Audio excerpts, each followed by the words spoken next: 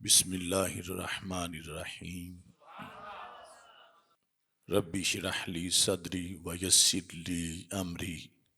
واحلل عقدۃ من لسانی یفقہوا قولی رضیت باللہ ربا وبالاسلام دینا وبمحمد صلی اللہ علیہ وسلم نبیا ورسولا اللہ اکبر اللہ اکبر اللہ اکبر لبیک لبیک لبیک یا رسول اللہ صلی اللہ علیہ وسلم الحمد للہ رب العالمین والصلاة والسلام علی خاتم النبیین سید الرسل وخاتم المعصومین وعلی آلہ واصحابہ اجمعین اما بعد فاعوذ باللہ من الشیطان الرجیم بسم اللہ الرحمن الرحیم الا ان اولیاء اللہ لا خوف علیہم ولا هم یحزنون صدق اللہ العظیم وصدق رسولہ النبی الکریم الامین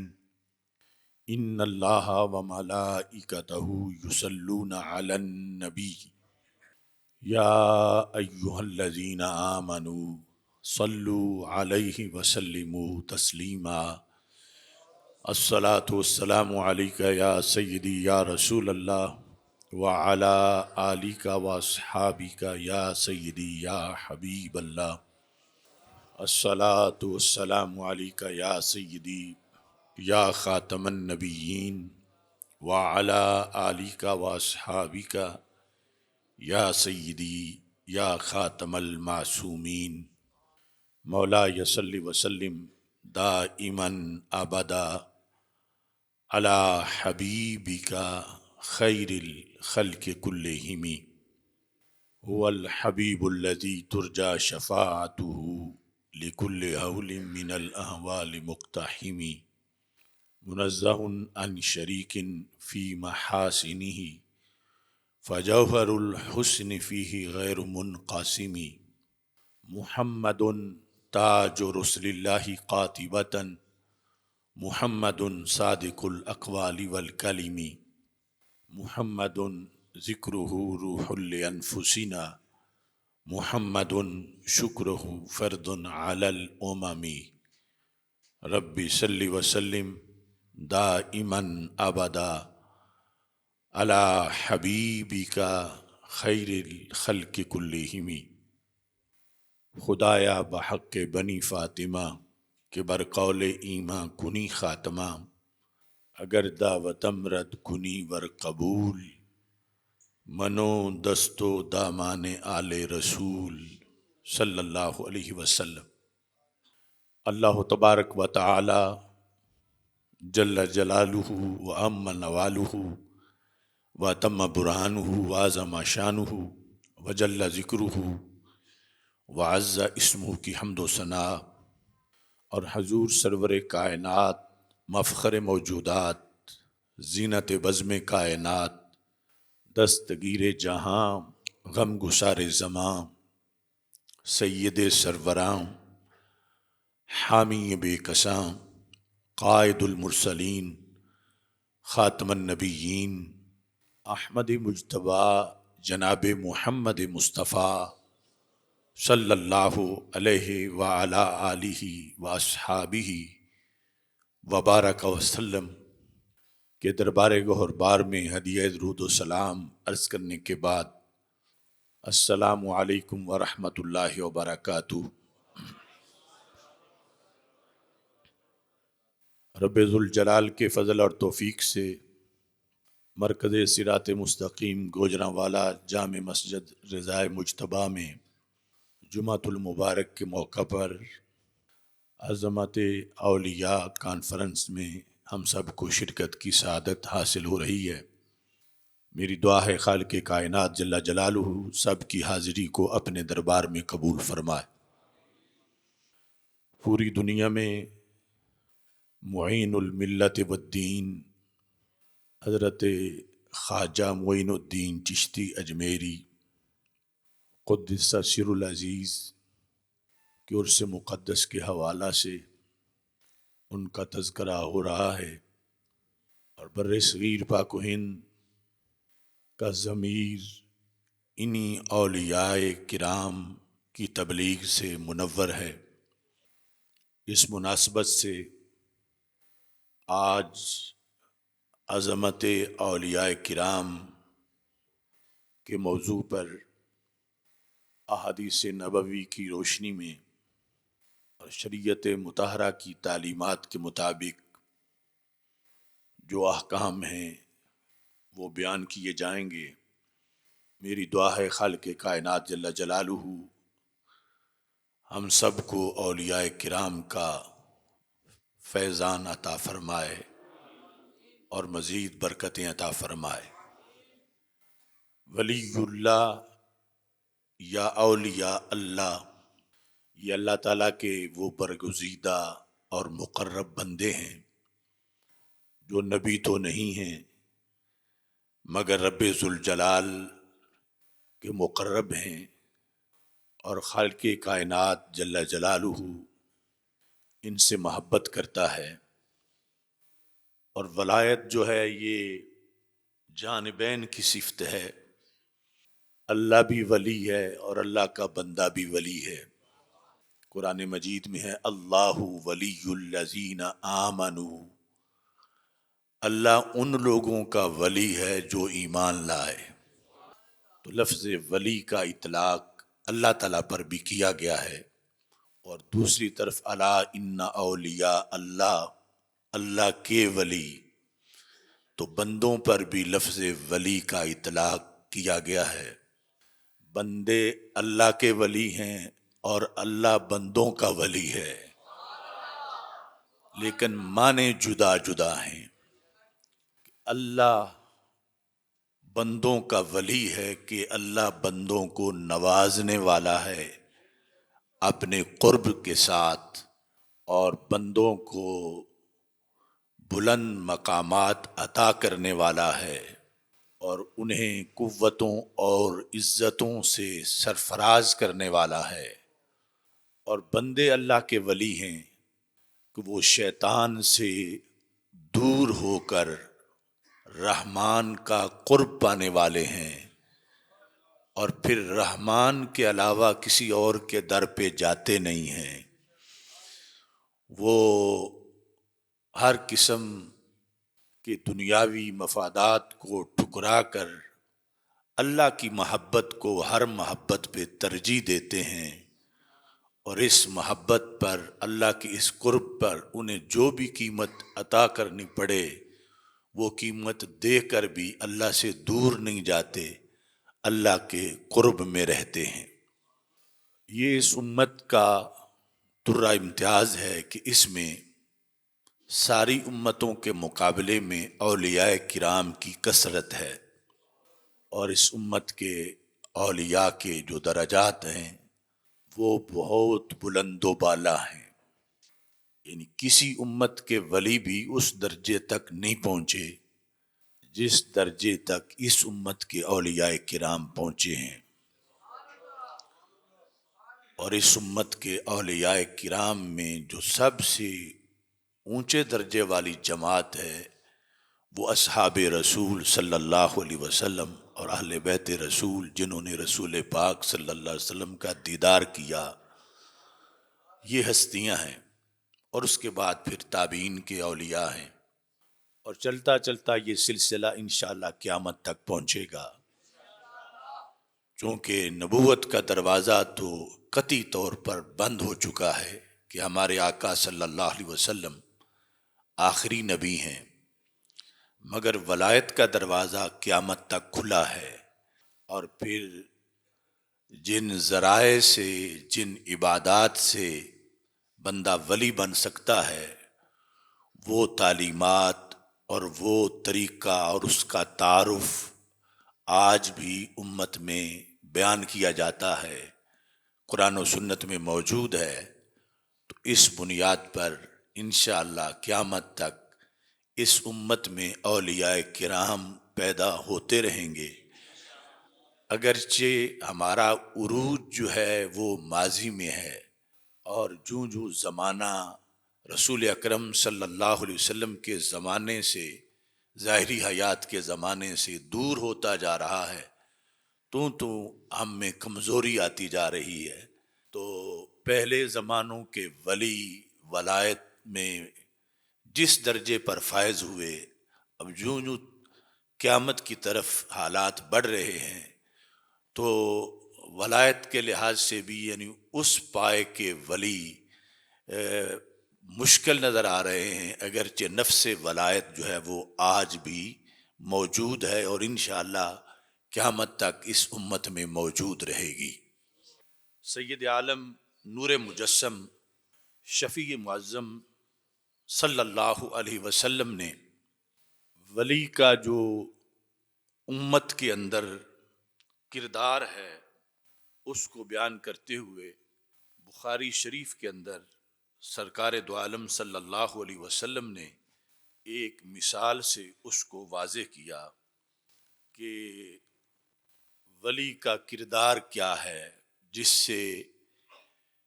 ضمناً یہ بھی سمجھا جائے گا کہ ولی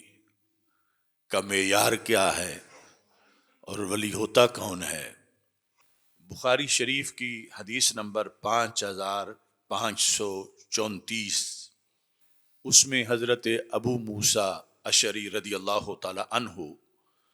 رسول اکرم صلی اللہ علیہ وسلم سے روایت کرتے ہیں، اور ولی کی تعبیر کے لیے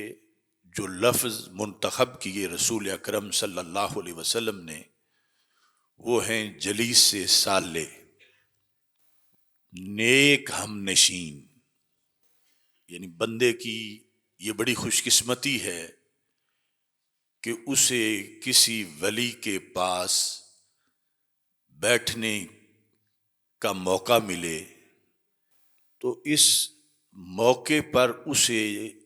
جو نوازا جائے گا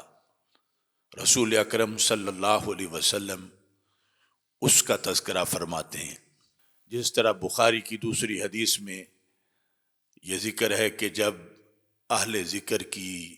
جماعت کے بارے میں رب ذوالجلال کو فرشتے جا کے خبر دیتے ہیں تو اللہ تعالیٰ فرماتا ہے کہ میں نے ان سب کو بخش دیا۔ تو فرشتوں میں سے ایک فرشتہ کہتا ہے کہ ان میں ایک بندہ تو ایسا تھا کہ جو اس نیت سے آیا ہی نہیں تھا اور بڑا گناہگار تھا، تو وہ اس کو بھی کیا تو نے بخش دیا ہے؟ تو اللہ تعالیٰ فرماتا ہے ہاں میں نے اسے بھی بخش دیا ہے، لیکن اسے اس کی وجہ سے نہیں بخشا۔ ہم القوم لا یشقی بہم جلیسہم، جن کے پاس وہ بیٹھا تھا وہ قوم ایسی ہے کہ ان کے پاس بیٹھنے والا بدبخت نہیں رہتا۔ لا یشقی بہم جلیسہم، کہ جو ان کے پاس آ کے بیٹھتا ہے۔ اور جو بھی جلیس ہوتے ہیں، یہ لفظ بھی دونوں پر بولا جاتا ہے، جس کے پاس آ کے بیٹھے ہیں، ایک دوسرے کا جلیس ہے، دوسرا پہلے کا جلیس ہے، ہم نشیں ہیں۔ تو اس طرح کچھ لوگ دنیا میں ایسے ہوتے ہیں کہ جن کی وجہ سے اوروں کا بھی بیڑا پار ہو جاتا ہے۔ فرمایا ہم القوم، یہ گروہ ہی ایسا ہے ولیوں کا، نیکوں کا، کہ لا یشقی بہم جلیسہم، جو ان کے پاس بیٹھ جائے وہ بدبخت نہیں رہتا۔ تو میں نے اس بیٹھنے والے کو بھی جو کہ اس نیت سے نہیں آیا تھا، میں نے ان نیکوں کی بنیاد پر اسے بھی بخش دیا ہے۔ حالانکہ یہ فیصلہ سعادت مند ہونا اور بدبخت ہونا یہ تقدیر کا وہ فیصلہ ہے کہ جب شکم مادر میں بندہ جو ہے اس کا مٹیریل اس پر 120 دن گزر جاتے ہیں تو اس وقت لکھ دیا جاتا ہے، فرشتہ لکھتا ہے اشقی ام سعید، یعنی اس وقت جہاں اس کے مرنے کا وقت لکھا جاتا ہے اور دوسرے امور لکھے جاتے ہیں، وہاں یعنی ابھی وہ شکم مادر میں ہے تو لکھ دیا جاتا ہے کہ یہ بدبخت ہوگا یا خوش بخت ہوگا. تو وہ لکھا ہوا جس محفل میں بیٹھنے سے بدل جائے وہ ولی کی محفل ہے کہ پہلے جیسا بھی تھا، فرمایا اب لا یشقا بہم جلیسہم، ان کے پاس بیٹھنے والا شقی نہیں رہتا، بدبخت نہیں رہتا، اللہ اسے خوش بخت بنا دیتا ہے. تو بخاری میں اس حدیث میں ہمارے آقا صلی اللہ علیہ وسلم ارشاد فرماتے ہیں کہ جو اللہ کا ولی ہے اس کے پاس آنے والا، بشرطے کہ وہ یعنی ایسا نہ ہو کہ جس کے دل میں اس کی عداوت ہے یا بغض ہے، خواہ بالکل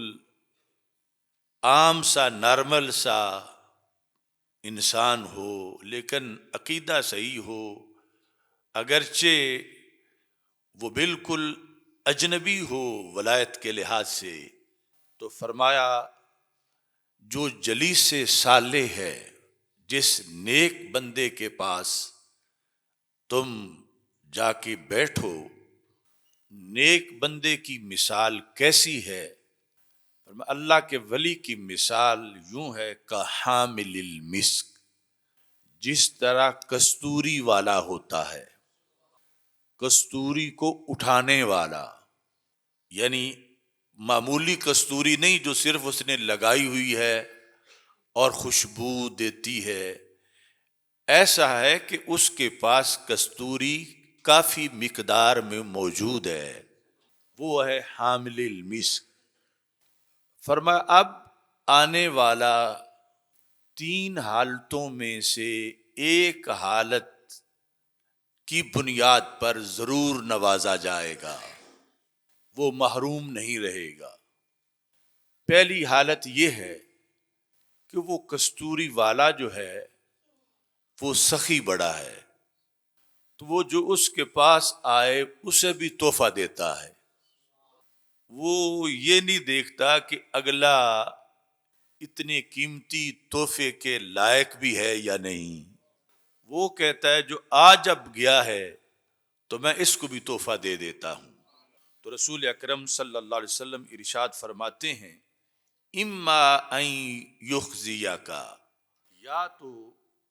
وہ تجھے کستوری تحفے میں دے دے گا، یعنی تجھے مالک بنا دے گا کستوری کا، اور بغیر عوض کے مالک بنا دے گا. اور اگر اس کی عادت مبارک ایسی نہیں کہ ہر آنے والے کو مفت تحفے میں کستوری دے، وہ ایسا ولی ہے کہ وہ دیکھتا ہے تیاری کس کی ہے اور برتن کیسا ہے جہاں میں کچھ ڈالوں. تو پھر رسول اکرم صلی اللہ علیہ وسلم فرماتے ہیں اما ان تبتاع منہ، کہ وہ مفت تو نہیں دیتا لیکن تم پیسے دے کے خرید لیتے ہو. یعنی یہ رسول اکرم صلی اللہ علیہ وسلم کی الفاظ ہیں کہ اس کے پاس کافی مقدار میں کستوری ہے، یا تو فیض دینے کے لحاظ سے اس کا یہ طریق ہے کہ کوئی محنت کر کے آیا ہو یا نہ آیا ہو وہ تحفہ دے دیتا ہے، یا ایسا ہے کہ وہ چیک کرتا ہے کہ یہ محنت کر کے آیا ہے یا ویسے ہی آیا ہے. تو دوسری شکل میں وہ اگر ویسے نہ بھی دے تو سرکار فرماتے ہیں لینے والا اتنا شوق رکھتا ہے، وہ اتنی تیاری کر کے آیا ہے، گویا کہ وہ اپنی طرف سے پیسے دے کے کستوری خرید رہا ہے، تو پھر بھی محروم نہیں جائے گا، کستوری مل ہی جائے گی. پہلی شکل میں فیض دینے والے کے فیض دینے میں اس کی عادت کریمہ کی بنیاد پر، دوسری صورت میں وہ فیض دینے والا اتنا جلد فیض نہیں دیتا، تیاری دیکھتا ہے تو پھر فرمائیے کہ تم نے اس سے وہ کستوری خرید لی ہے تو جہاں تم بھی ڈیرا لگا کے بیٹھو گے تم سے بھی خوشبو آئے گی کہ تم نے اس کستوری والے سے کستوری لی ہوئی ہے، خواہ تحفے میں ملی ہے خواہ تم نے وہ خریدی ہے۔ اور رسول پاک صلی اللہ علیہ وسلم ارشاد فرماتے ہیں تیسری صورتحال یہ ہے کہ اگر نہ ان کی عادت ایسی ہے کہ وہ جلدی دے دیں فیض، اور نہ لینے والے کی کوئی محنت ہے کہ یہ گویا کہ پیسے دے کے خرید لے، تو فرمایا یہ کستوری کا اپنا ایک مقام ہے۔ وَإِمَّا أَن تَجِدَ مِنْهُ رِيحًا طَيِّبًا، کہ کستوری پہ کوئی پابندی نہیں لگا سکتا کہ تو نے فلاں کی ناک تک نہیں پہنچنا اور فلاں کو خوشبو نہ آنے پائے، جو مجلس میں بیٹھا ہے وہ تجھے محسوس نہ کر سکے۔ رسول اکرم صلی اللہ علیہ وسلم ارشاد فرماتے ہیں کہ کستوری کا اپنا یہ کمال ہے کہ وہ تمہارے تک ضرور پہنچ جائے گی، یعنی تمہیں اتنا پتہ ضرور لگ جائے گا کہ کستوری ہوتی کیا ہے، اور کستوری سے تم بھی محظوظ ہو جاؤ گے۔ تو اس بنیاد پر 3 حالتیں بیان کی رسول اکرم صلی اللہ علیہ وسلم نے ایک ولی کی جو واقعی ولی ہو اور اس میں تقوی پرہیزگاری کوٹ کوٹ کے بھری ہو، سنت پر عمل اور شریعت مطہرہ کے تمام شعبوں کے اندر اسے جو مہارت ہے، اس بنیاد پر ان 3 کاموں میں سے کوئی کام ہو کے ہی رہے گا۔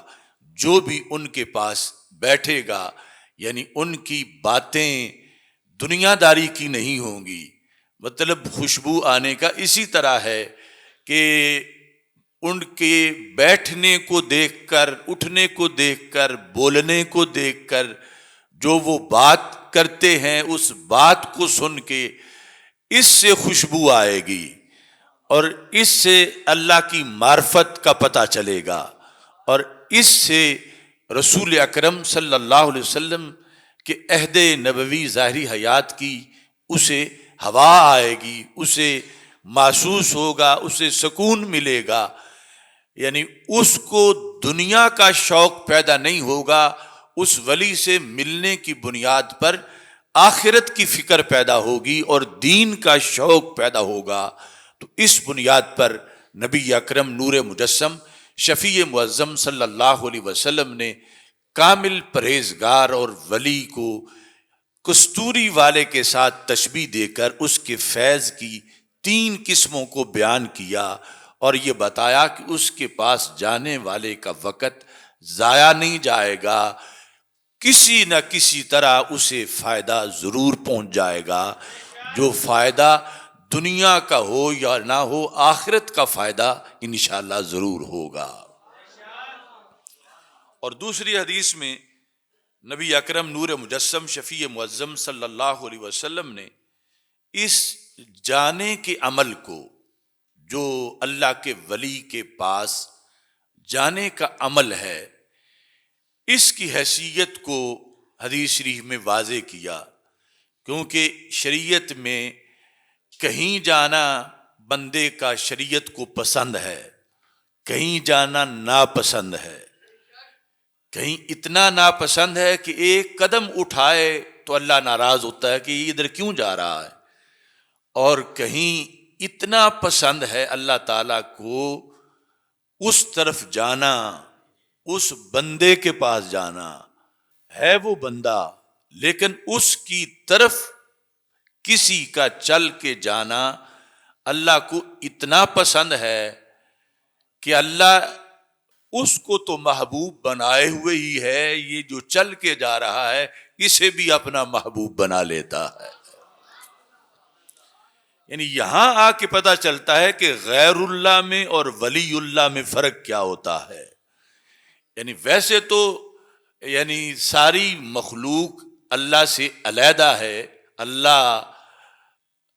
یہ یعنی اپنے وجود اور ذات کے لحاظ سے یہ اللہ نہیں ہے، اللہ جدا ذات ہے،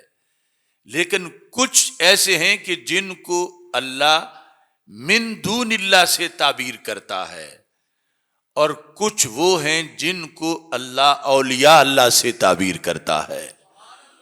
تو جو اولیاء اللہ ہیں ان کا حساب من دون اللہ والا نہیں ہے۔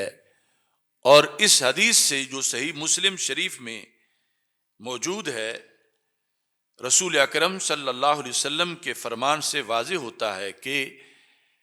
اہل اللہ جو ہیں، اللہ والے، ان کا معاملہ بتوں والا نہیں ہے۔ اصل یہاں ہمارے معاشرے میں خلط مبس کیا جا رہا ہے کہ صرف دو گروپ یا دو قسمیں بنائی جا رہی ہیں، ایک اللہ، دوسرے غیر اللہ، جبکہ مجموعی طور پر قسمیں تین ہیں: اللہ، اولیاء اللہ اور غیر اللہ یا من دون اللہ۔ اب حدیث شریف میں ہے کہ رسول اکرم صلی اللہ علیہ وسلم سے حضرت ابو ہریرہ رضی اللہ تعالیٰ عنہ روایت کرتے ہیں کہ نبی اکرم صلی اللہ علیہ وسلم نے صحابہ کے سامنے پہلی امتوں کے ایک مرید اور ایک پیر کا ذکر کیا، یعنی لفظ مرید اور پیر نہیں، لیکن جو خلاصہ صفات ذکر ہے اس کا مطلب مرید جو مخلص ہو اور پیر جو کامل ہو وہ بنتا ہے۔ ان ابی ہریرہ ان النبی صلی اللہ علیہ وسلم ان رجلا زار اخلہ فی قریۃ اخری، کہ ایک بندہ اپنے گھر سے نکلا، وہ ایک دوسرے بندے کی زیارت کے ارادے سے نکلا اس کو ملنے کے لیے۔ تو ان دونوں بستیوں کے درمیان ایک جگہ پر اللہ تعالیٰ کو پتا تھا کہ رستہ کس رستے سے اس نے جانا ہے، اللہ نے ایک فرشتہ شکل انسانی میں کھڑا کر دیا۔ حالانکہ اللہ اس انٹرویو کا محتاج نہیں ہے کہ فرشتہ اس کا انٹرویو کرے تو اللہ کو پتا چلے، لیکن یہ کروایا اس لیے کہ یہ انٹرویو ہوگا، پھر رسول پاک صلی اللہ علیہ وسلم صحابہ کے سامنے بیان کریں گے تو چلتے چلتے رضائے مجتبیٰ تک پہنچ جائے گا، ویسے دل کی بات دل میں ہی رہ جائے گی۔ تو یہ جو مرید خالص ہے گھر سے نکل کے جب اس رستے پہ جا رہا تھا، سامنے وہ کھڑا تھا فرشتہ شکل انسانی میں، اس نے اس کو دیکھتے ہی پہلا سوال کیا، فَأَرْسَدَ اللَّهُ لَهُ عَلَى مَدْرَجَتِهِ مَلَكًا، اللہ نے اس کی گھات اور انتظار میں کھڑا کر دیا ایک فرشتے کو اس کے رستے پر۔ جب یہ اس کے پاس پہنچا تو قالا، اس نے کہا اَيْنَ تُرِيدُ، تمہارا کہاں جانے کا ارادہ ہے؟ حالانکہ رب کو پتا ہے کوئی فرشتے سے پوچھوا کے پھر جاننا نہیں چاہتا، اسے پتا ہے یہ کہاں جا رہا ہے، بلکہ رب نے یہ بھی پتا ہے کہ انٹرویو میں پاس ہو جائے گا، اور اللہ کو یہ بھی پتا ہے کہ اس کو انعام کیا دینا ہے، وہ فرشتے کو دے کے بھیجا ہوا ہے۔ تو فرشتے نے سوال کیا اَيْنَ تُرِيدُ، کہاں جانے کا ارادہ ہے؟ تو اس نے جواب دیا اُرِيدُ أَخَلِّي فِي هَذِهِ الْقَرْيَةِ، یہ جو سامنے بستی ہے اس میں میرے ایک دینی بھائی ہیں، میں ان سے ملنے جا رہا ہوں، یعنی میرے شیخ کامل، چونکہ آگے جو وصف بیان ہوگا اس بندے کا، اس سے مطلب یہی بنے گا کہ وہ اللہ کی خوشبو دیتا ہے، میں اسے ملنے جا رہا ہوں۔ تو فرشتے نے پھر دوسرا سوال کیا هَلْ لَكَ عَلَيْهِ مِن نِعْمَةٍ تَرُبُّهَا، تمہارے اس سفر کا مقصد، ملنے کا مقصد کیا ہے؟ یعنی کیوں تم اس سے ملتے ہو؟ اس کو ملے تو تجھے کیا فائدہ ہوتا ہے؟ ملنے کا مقصد کیا کوئی دنیاوی مفاد ہے؟ کیا تم نے کوئی اکٹھا کاروبار کر رکھا ہے؟ کوئی ٹریڈنگ کمپنی ہے؟ کوئی کھیتی باڑی کا معاملہ اکٹھا ہے؟ کوئی لین دین حساب کتاب؟ اس کسی مقصد کے لیے ان میں سے تم جا رہے ہو اس کے پاس؟ تو اس نے آگے سے جواب دیا،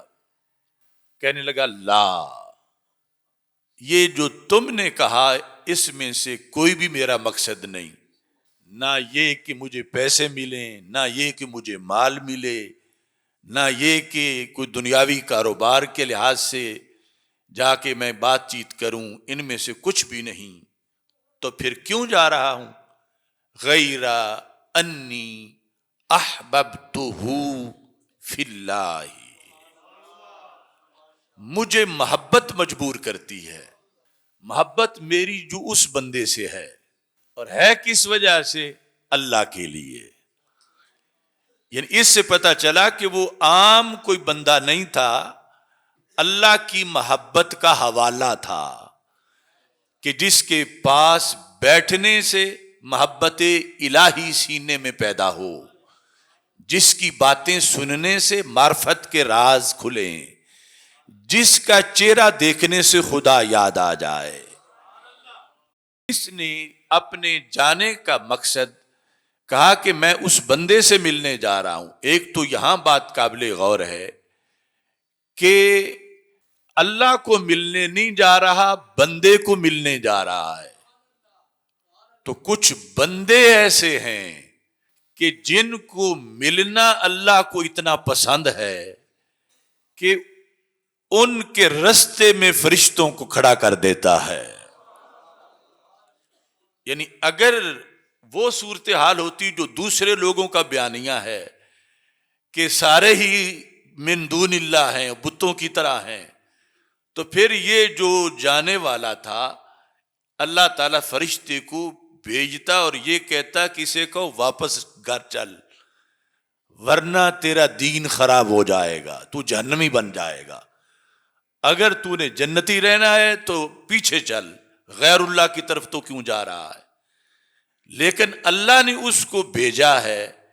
جب دوسرا جواب اس نے دیا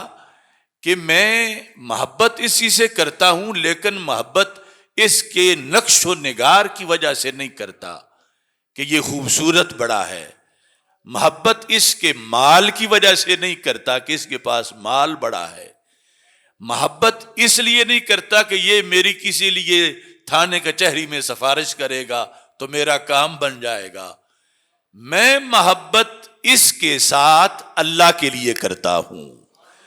یعنی یہ چیز ایسی ہے کہ اس کے ساتھ محبت جو ہے وہ اللہ کے لحاظ سے بن جاتی ہے۔ احببتہ، محبوب میرا یہ ہے، لیکن ہے فی اللہ، کہ اللہ کا مجھے پتہ دیتا ہے، اسے میں ملا ہوں تو مجھے اللہ کا در ملا ہے، اس سے میری ملاقات ہوئی ہے تو مجھے اللہ کی محبت اور اللہ کا شوق میرے دل میں پیدا ہوا ہے۔ اب یہ جو دوسرا جواب اس بندے نے دیا، مرید مخلص نے، یعنی مخلص میں اس لیے کہہ رہا ہوں کہ کاروبار کے لیے یا دنیا داری کے لیے جانے والا نہیں تھا، اس کا مقصد ہی صرف ذات باری تعالیٰ ہے، لیکن زمین پر حوالہ وہ بندہ ہے، یہ اس بندے کی طرف جا رہا ہے۔ اب جس وقت یہ جواب آ گیا تو رسول اکرم صلی اللہ علیہ وسلم ارشاد فرماتے ہیں، اور یہ آپ کا احسان ہے کہ وہ پتہ نہیں کتنی صدیوں پہلے کی بات تھی، اور سرکار یوں بتا رہے ہیں جیسے آنکھوں کے سامنے سب کچھ ہو رہا ہے۔ صحابہ کو فرمایا کہ اب وہ فرشتہ جو ابھی تک شکل انسانی میں ہی بات چیت کر رہا تھا، اس نے اپنا تعارف کروایا۔ قال انی رسول اللہ الیکا، میں انسان نہیں ہوں، میں فرشتہ ہوں، اللہ نے مجھے قاصد بنا کے بھیجا ہے۔ یہاں لفظ رسول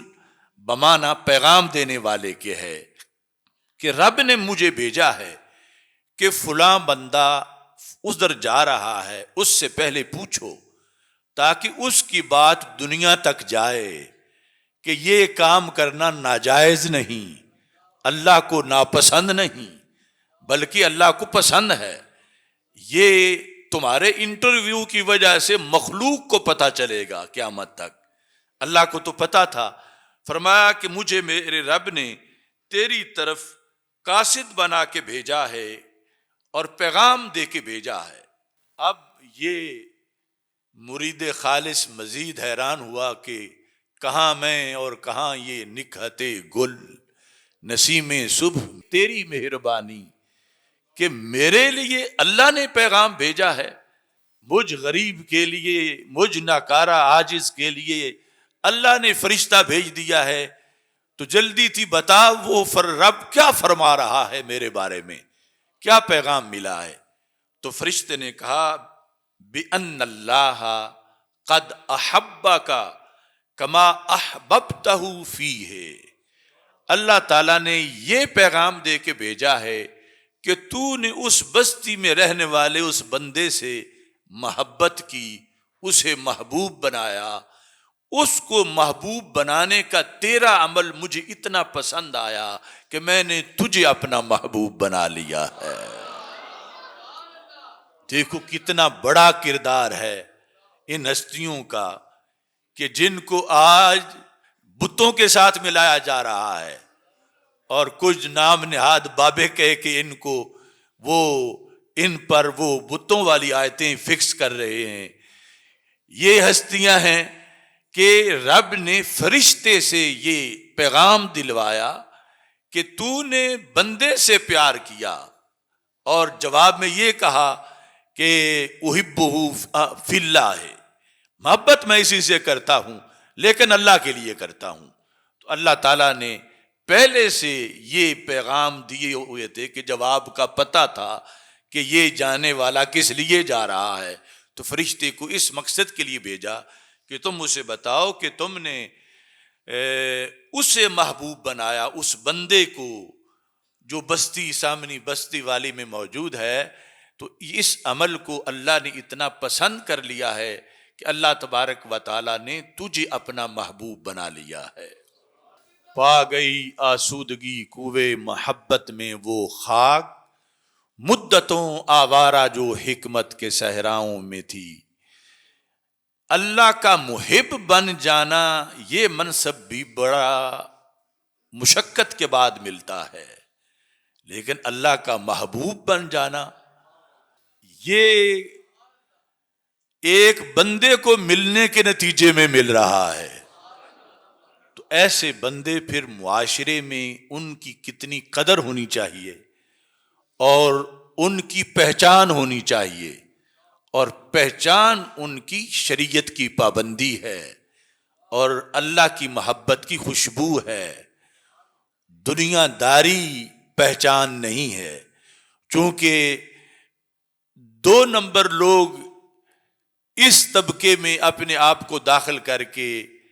یہ والی سیٹ لینا چاہتے ہیں کہ جدھر چلیں تو رستے میں فرشتے استقبال کے لیے کھڑے ہوتے ہیں، اور جدھر جائیں تو اللہ اپنا محبوب بنا لیتا ہے۔ تو پھر وہ لوگ، وہ ہستیاں شریعت کی باغی نہیں ہوتی، شریعت سے متصادم نہیں ہوتی، شریعت کی سرکش نہیں ہوتی، بلکہ ان کا ہر عمل قرآن و سنت کے مطابق ہوتا ہے۔ اور پھر یہ ذریعہ بہت بڑا ہے عام لوگوں کی ترقی کے لیے کہ ان کی بنیاد سے، ان کے پاس بیٹھنے سے اور ان کی تعلیم و تبلیغ سے عام لوگوں کو بھی پھر وہ محبوبیت کا درجہ ملتا ہے جو ویسے ملنا کافی اور بہت مشکل ہوتا ہے۔ میری دعا ہے خالق کائنات جل جلالہ ہم سب کو اپنی ذات کی معرفت عطا فرمائے۔ وآخر دعوایا ان الحمد للہ رب العالمین۔